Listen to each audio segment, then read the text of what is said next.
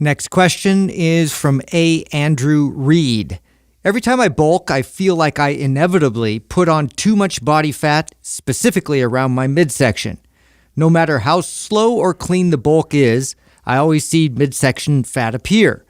What is the best way to combat this, or at least keep it to a minimum? Well, there's a couple things here. The person's saying no matter how slow or clean. Yeah, you got to read between the lines here. Yeah, right. So, if you did it just right, you shouldn't put on a lot of body fat at all. But you also got to keep this in mind. In a bulk, you have a calorie surplus, which inevitably is going to increase naturally, probably sodium, probably carbohydrates, which is also going to increase your water retention. And a lot of times we notice that in the stomach area more than anywhere else.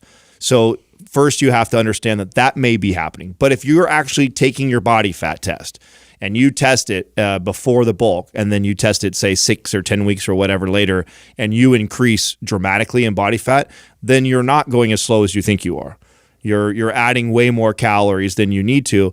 And I think that, and I know Sal will probably go this direction, is that talking about how little of calories you need to actually bulk and build. And I think this is perpetuated by the bodybuilding community, because that's just how they've done it forever. And we see them, and they're like some of the best physiques out there. So we assume that they do it the best, and they really don't. I mean, this was one of the things that I thought was really interesting when I got into competing, is the way that competitors bulk and cut. They just go so extreme, and I think many of them don't realize how taxing that is on the body, how ridiculous that is with putting on that much body fat than trying to cut, the stress that you put on the body, the actual muscle that you end up building. It's not very manageable. You don't see a big difference when you put on 20, 30 pounds and then you decide to cut for a show, and then you end up netting 1 pound of muscle. Like, that's ridiculous. That doesn't even make sense. You'd be far better off going really slow. So if you're testing your body fat and it's definitely going up, then you're not going as slow as you think you are. But if you're going based off how you look,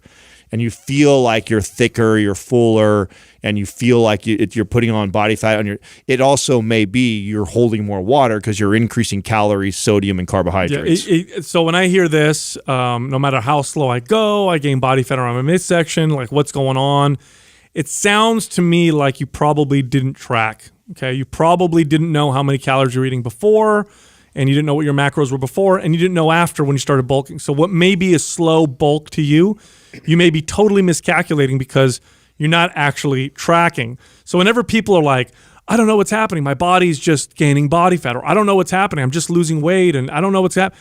You don't know what's happening because you don't know what's happening. You got to track and really see what's happening and what you're eating and what you're consuming and how much it is taking for you to gain body fat, and then go below that, because however slow you think you're bulking, it's obviously too much. Here's the other part of it, is if you're not sending a good muscle building signal, if your workout is not effective for your body, then increasing calories will turn into body fat and not be turned into muscle. You still got to have an effective workout. That's the other part of it, because I've done this with other clients where we look at their workouts, they'll bump their calories a little bit, they're not getting stronger, they're not building more muscle, and it's the workout. Your workout's not effective. You gotta assimilate those calories. Yeah, let's change your workout, send the right signal. By the way, when you send the right signal, your body wants to build muscle. It literally wants to, and so increasing your calories a little bit, you'll notice more strength and more muscle and less body fat.